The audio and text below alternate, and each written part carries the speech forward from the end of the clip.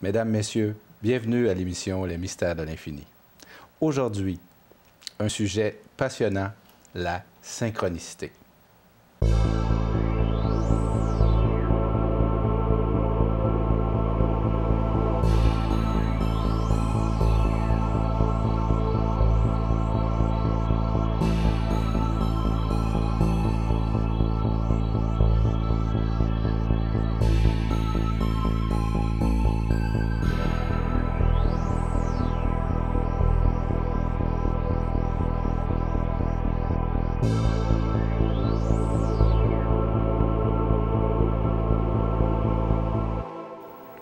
On dit que le hasard fait bien les choses. C'est le proverbe qui le dit.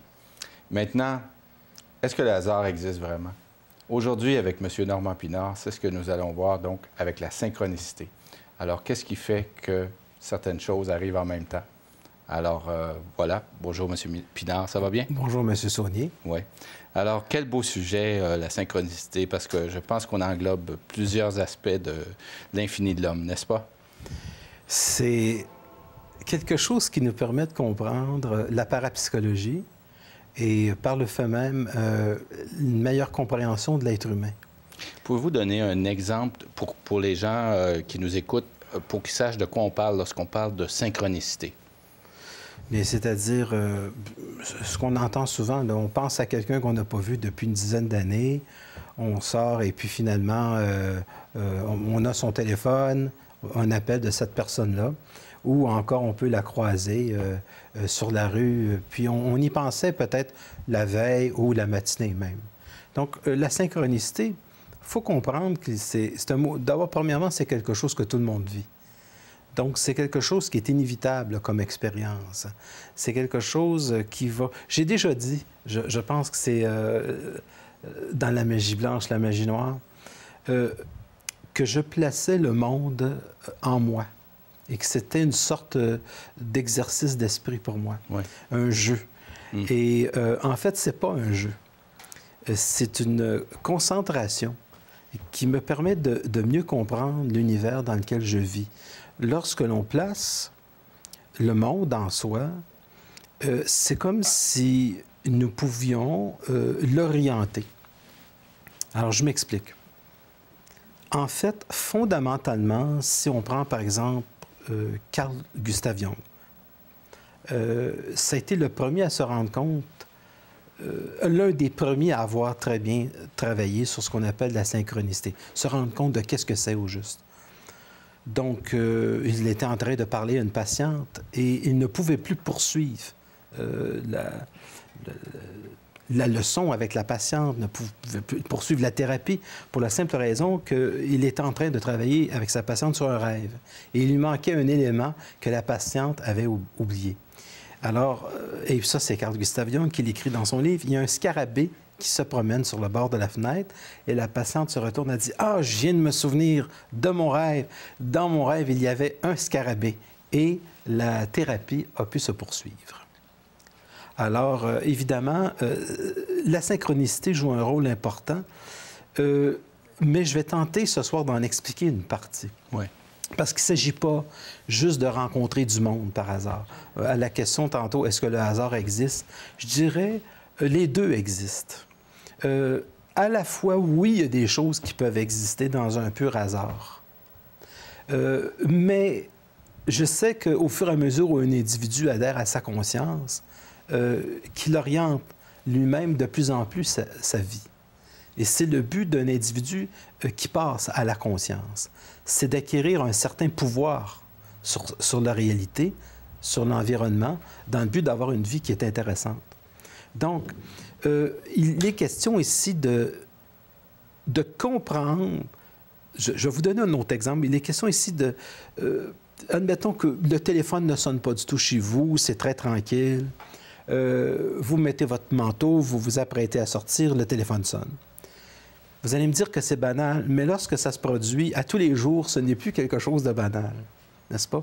Ou alors le fameux cas où la personne entre dans la douche et c'est toujours à ce moment-là que le téléphone sonne. Alors, aussi agaçant soit-il, moi, j'ai congédié mon téléphone. J'ai dit, là, c'est fini, ça arrête.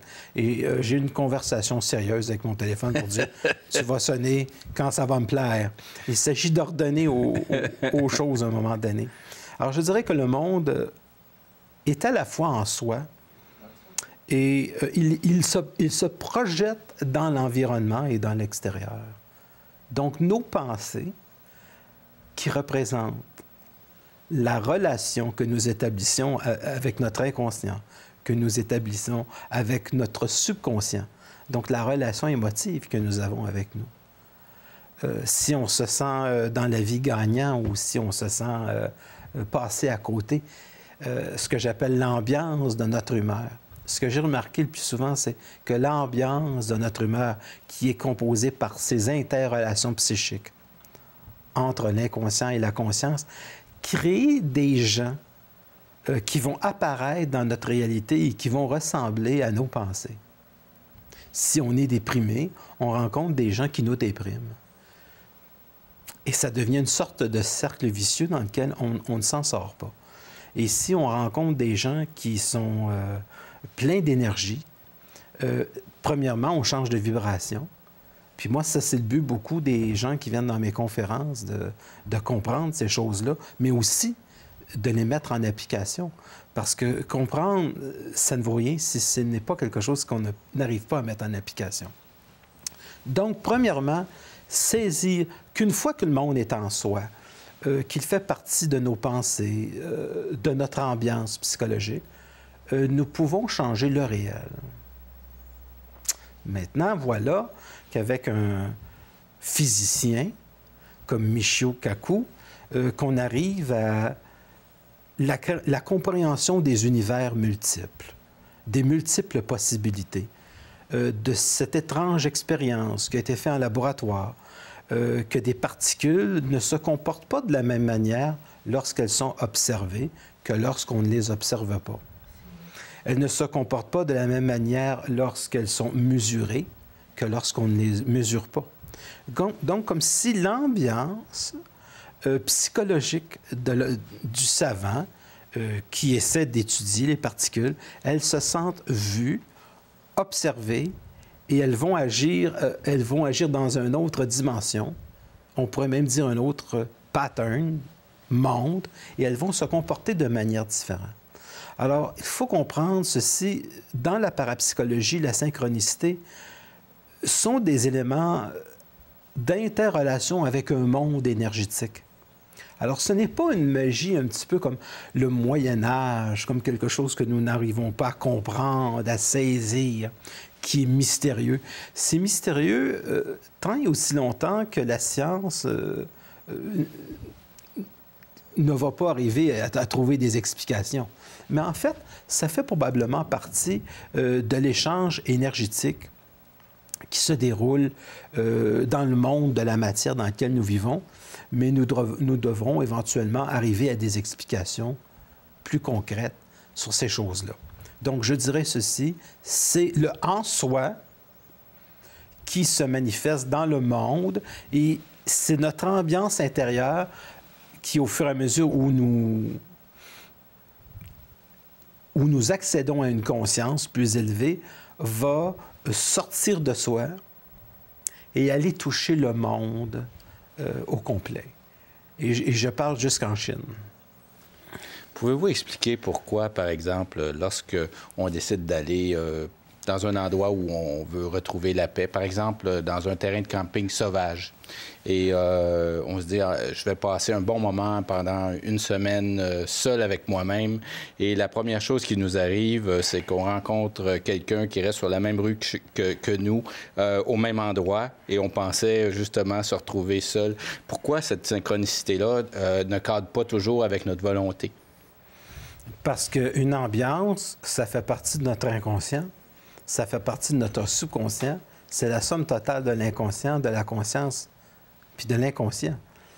C'est pour ça que dans la vie, on n'a pas ce qu'on veut, on a ce que l'on est. Alors, ce que l'on dégage, ce que l'on représente comme énergie. Donc, même si vous voulez avoir la paix, remarquez que vous allez rencontrer un être humain qui va vous demander votre signature en disant « je vous y veux à la télé ». Mais si vous allez dans un camping extrêmement sauvage et que ça se produit avec un ours, ça commence à être un problème. Tu sais, un ours qui rentre dit « j'aimerais avoir un autographe ouais. ». Là, ça devient un peu dérangeant parce que comme ambiance, ça, c'est vraiment que la nature devient très réceptive à nous. Mais je ne pouvais pas m'empêcher d'y penser parce que j'adore la nature. Tout à fait. J'adore me retirer dans la nature. Alors, la première image qui me vient avec la nature, c'est toujours des animaux amusants. Oui, tout à fait. Alors, en fait, c'est parce qu'on transporte avec soi notre rue et que le monde étant en nous, on transporte également, on constitue au niveau extérieur la réalité. Ça, je veux que les gens comprennent, la réalité extérieure n'est pas indépendante de nous. On la constitue, on la crée, on en crée une phénoménologie. Donc, on pourrait dire que la relation avec l'inconscient et la conscience est une sorte d'introjection intérieure et qu'à partir du moment où vous allez dans le monde, elle devient projective. Alors, vous avez un mouvement d'intériorité avec lequel vous amenez le monde en vous et le deuxième mouvement, vous allez faire sortir de vous, dans l'expansion de la loi du mouvement, vous allez faire sortir et se faire manifester le monde comme représentation, comme vous le connaissez, dans l'entendement de ce que vous le connaissez. Puis il y a des ambiances psychologiques. Vous n'entendrez pas des Hells Angels parler comme des curés. N'est-ce pas, vous n'allez pas voir, eh bien, mes chers frères, aujourd'hui, nous allons assassiner à coups de mitraillettes. Nous allons éliminer. Vous savez, il y a des ambiances psychologiques qui vont appartenir aux curés. Il y a des ambiances psychologiques qui vont appartenir à des gens qui sont plus rough dans notre société. Il y a donc des comportements psychologiques qui sont très clairs. Quand on entre dans une église, on va voir qu'il y a une ambiance de tranquillité, de sérénité, de paix, que ce n'est pas la même chose que lorsque vous sortez de l'église. C'est un lieu de recueillement. L'égrégore, l'énergie de l'endroit n'est pas la même. Lorsque vous allez dans la nature, c'est le même phénomène qui se produit. Alors, mais l'autre personne qui va nous rencontrer a probablement le même élan que le nôtre. Bien sûr. C'est pourquoi on se rencontre. Bien sûr. Parce qu'on voulait... Non, pas nécessairement? Non, pas nécessairement, mais c'est pas loin de ça. Mais je veux juste y rajouter, mais dans le même élan. Je suis pour l'autre sa représentation. Je suis pour l'autre son phénomène dans son film à lui. Si le monde est en moi, c'est parce que c'est la perception que j'ai du monde qui va se manifester. Mais l'autre peut se servir de moi pour sa propre perception à lui, qui n'est pas la même. Mais quoique nous avons des perceptions différentes de la réalité, que nous avons tendance à manifester dans le monde extérieur, il en demeure pour moi qu'il y a une loi à ça.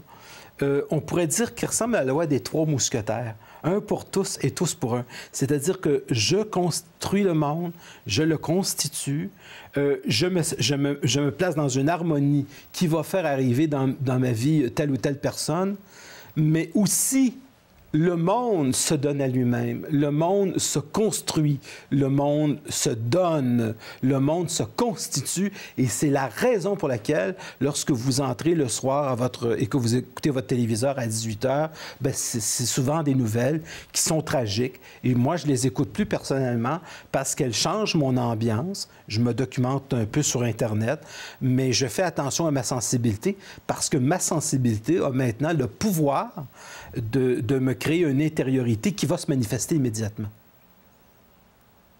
Donc, je deviens responsable. Alors, prendre de la conscience, c'est devenir responsable qu'on devient un créateur du monde extérieur. Donc, à partir du moment où un individu effectue un travail sur lui, qu'il se transforme, qu'il se change, qu'il se modifie, sa réalité extérieure vient de se modifier. Son monde change. Son univers change. Les événements qui arrivent à quelqu'un qui s'aime, ce ne sont pas du tout les mêmes événements qui arrivent à quelqu'un qui ne s'aime pas. J'ai eu souvent, on entend souvent parler de la femme qui rencontre un homme avec lequel ça ne marche pas. Hein, autrefois, on avait l'exemple de la femme battue. Mais là, je suis rendu au 3e, c'est la même chose. Bon. Ben ça, ce sont des ambiances intérieures qui ont tendance à faire que si la personne ne s'estime pas, que ce soit un homme ou une femme, on a tendance à rencontrer les gens qui ne sont pas appropriés. Parce que le couple, c'est aussi une structure d'ambiance. Donc, on rencontre toujours quelqu'un qui est en résonance avec la vibration, avec le climat de notre ambiance psychologique. Et la tranquillité dans le couple, c'est justement quand l'ambiance psychologique, ça va bien, il n'y a pas de problème, il y a un bon entendement. Mais à partir du moment où il commence à avoir une divergence, où l'ego est trop fort de l'un ou de l'autre, ou qu'il y a une domination de l'un ou de l'autre, c'est à ce moment-là que c'est le début d'une désharmonie dans l'ambiance du couple. Ce qui fait que les gens qui forment le couple rencontrent plus souvent des raisons de détruire le couple plutôt que de le poursuivre. Justement, les couples ont plus souvent d'occasion d'observer des phénomènes de synchronicité, comme par exemple de la télépathie. Vous m'avez déjà dit que c'était intimement lié à la synchronicité, la télépathie. Oui. Il n'y a pas de plan. Il n'y a pas de plan. Tout est un. Lorsque l'être humain entre dans la conscience, ce qu'il s'aperçoit, c'est que tout est un. La télépathie, l'espace, le temps, ça fait un. Mais si vous allez voir de la nouvelle physique des particules, il y a des scientifiques qui travaillent dans ce sens-là, puis on s'aperçoit finalement que le même atome peut être à deux endroits différents. On bouge un atome, l'autre atome qui est situé à 22 km de là bouge de la même manière. Donc, une pensée peut être à deux endroits en même temps. Une pensée peut être dans deux êtres différents en même temps. Peut être dans le monde. Une pensée peut être dans le cosmos au complet. On n'est pas séparé du monde. Je ne suis pas séparé, moi, de l'atome qui me met au monde. Parce que l'atome qui vous a mis au monde, l'atome qui me met au monde, l'atome qui met au monde cette chaise-là, elle vient quand même des étoiles qui ont brillé il y a plusieurs milliards d'années. Alors, je suis constitué et nous sommes constitués de la même énergie qui a mis au monde cet univers-là. Alors, bien en fait qu'il nous semble que nous soyons tous divisés, on est le même atome. Monsieur Pinard, qu'est-ce qui organise cette énergie pour en faire une pensée? Rien avant que vous interveniez.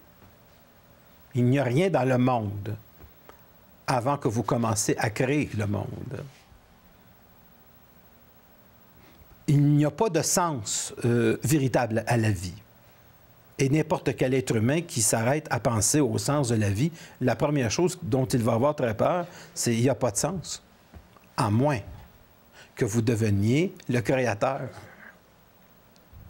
Et pour devenir un créateur, bien, vous pouvez devenir un créateur automatiquement, mais si vous êtes conscient de votre inconscience, si vous êtes conscient de votre subconscient, puis que vous avez une harmonie, votre créativité, à ce moment-là, elle devient extraordinairement puissante parce que vous avez vous gagnez plus de libre arbitre dans la possibilité d'orienter les phénomènes de la synchronicité, qui veut simplement dire une harmonie qui s'étend dans l'infini, pour arriver au bon moment, à la bonne place.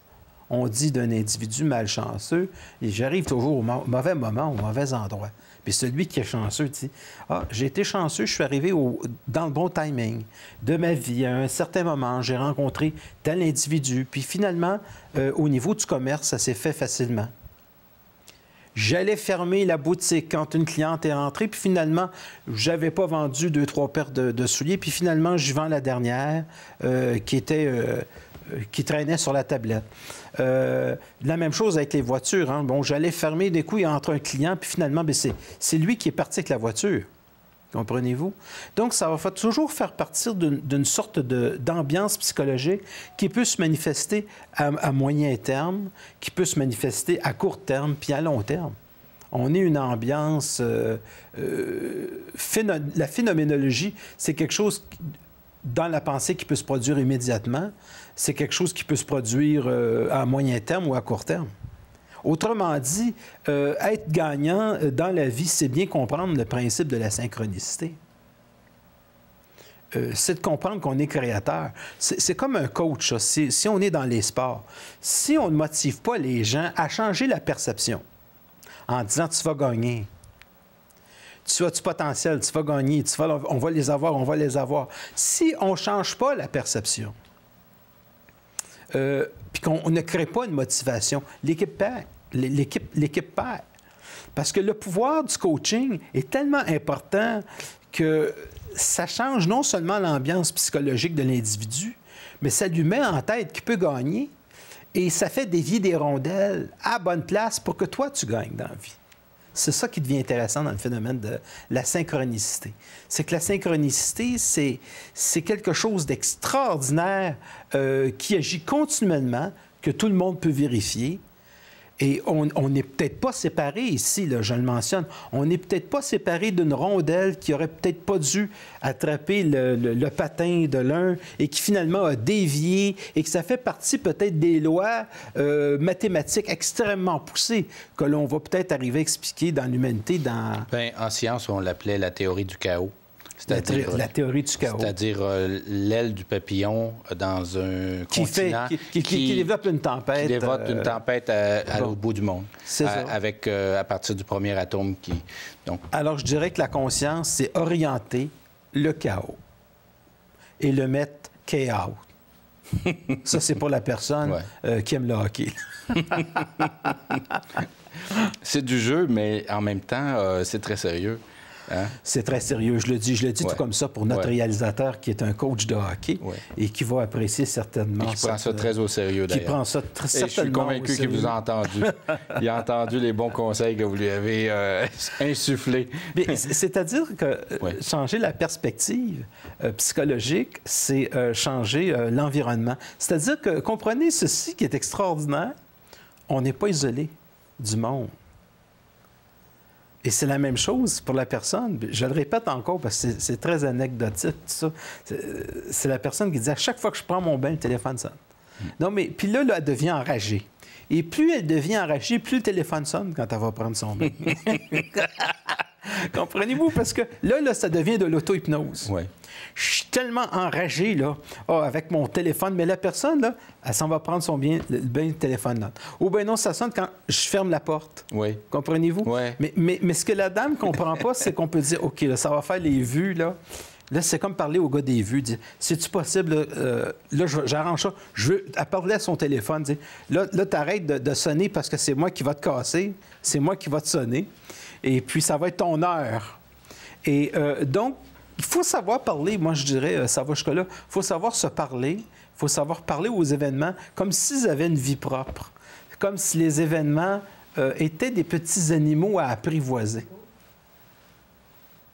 Et qu'on pouvait intervenir. Puis ça, je vous dis simplement, de ne pas me croire, je vous dis simplement, essayez-le, vous verrez. Mais faites-le seul, par exemple. Faites-le pas quand il y a 5-6 personnes. Parce que parler à son téléphone, ou ça fait étrange, là. Mais c'est ça, il ne faut pas prendre ça au sérieux, au sens, de toute façon, ça marche. Il s'agit juste de se donner la chance de l'expérimenter, n'est-ce pas? Les curés, autrefois, appelaient ça la prière. Oui. Les curés, autrefois, appelaient ça bénir. Oui. C'est-à-dire changer la fonction des choses. Et moi, je me rappelle, quand j'étais très jeune, j'avais mal à la gorge. Puis j'avais un curé qui m'avait mis quelque chose en dessous de la gorge, là. Oui. Je sais pas quoi. Puis ça sentait bon. Mais, je sais pas si c'était un cierge. Je me souviens plus. Okay. C'était quoi. Puis c'était dans les années 50. Puis finalement, moi, on me l'a pas dit que c'était pour les maux de gorge. Je m'en souviens pas de ça. Mais j'ai arrêté d'avoir mal à la gorge. Alors, autrement dit, la croyance en une chose fait arriver l'événement, ça, c'est sûr. Mais c'est beaucoup plus loin que la psychosomatisation. Oui, hein? Parce que moi, je n'étais pas conscient là, de la fonction de ça. Mais la chose dont je suis conscient aujourd'hui, c'est que nous sommes extraordinairement puissants, que le monde est en nous et que nous occupons un monde à la fois hypnotique, c'est-à-dire que nous nous hypnotisons nous-mêmes à travers la relation que nous établissons avec nous-mêmes et le monde est hypnotisé. Puis l'hypnose du monde, présentement, je ne l'aime pas. Je ne suis pas d'accord avec la souffrance. Je ne suis pas d'accord avec les guerres. Je ne suis pas d'accord avec cette espèce d'hypnose qui revient toujours au téléjournal, qui nous dit, voici le monde, c'est comme ça, on ne peut pas le changer, on ne peut pas le modifier. Un jour, je me suis écœuré, j'ai fermé la télé. Puis j'ai pris ça par Internet, oui. Beaucoup de personnes décrivent cette situation-là. Ils ne sont pas plus d'accord que vous quand ils voient les problèmes de la société. Oui. Hein? Mais est-ce que vous ne pensez pas que les guerres, c'est hypnotique pour des vieux pays qui sont habitués d'être en guerre depuis des décennies, puis des décennies, puis des décennies? C'est comme devenu un mode de vie. Moi, je me rappelle, à l'Expo 67, il y avait une guerre avec un pays arabe. Je me souviens plus de quel précisément. Là. Il y avait Israël. Bon. Il y a eu la guerre des 6 jours. On dirait que c'est une sorte d'hypnose dans certains endroits du monde. Monsieur Pinard, avant d'entrer dans un nouveau sujet un nouveau monde. De l'hypnose du monde. Un nouveau monde, que dis-je? Ou du nouveau monde. Il nous reste 2 minutes pour conclure pour cette émission qui, encore une fois, a passé beaucoup trop vite. Oui. Il y a déjà des personnes qui ont pris ma suggestion d'envoyer des courriels à TVL pour augmenter à au moins 1 heure nos discussions. On verra un jour. Oui. Mais donc, M. Pinard, il y a des conférences que les gens peuvent assister. Oui, je donne des conférences. 2 conférences, 2 jeudis par mois. Donc, pas tous les tous les jeudis, là, 2 jeudis par mois. Je donne des consultations privées pour des gens qui désirent venir me voir pour de la voyance, mais aussi pour de la métaphysique. Ouais. Ça m'intéresse. Il y a des gens qui m'ont demandé pour aller donner des conférences en France, donc à Champigny-sur-Marne, à surveiller sur l'Internet. Mon site web, c'est le www.normandpinard.com. Donc, surveiller pour la France. Puis aussi, nous allons développer éventuellement la webcam, c'est-à-dire que je vais commencer à donner des conférences à travers le monde à partir de webcam. Donc, ça aussi, c'est à surveiller sur le web. Donc, mon numéro de téléphone, 514-254-5919. Mon site web, www.normandpinard.com. Les gens aussi peuvent aller sur votre site de Facebook parce que vous donnez aussi de l'information sur votre site de Facebook, oui. N'est-ce pas? Oui. Donc, aussi... les gens qui veulent voir l'émission, par exemple, on les retrouve sur Facebook.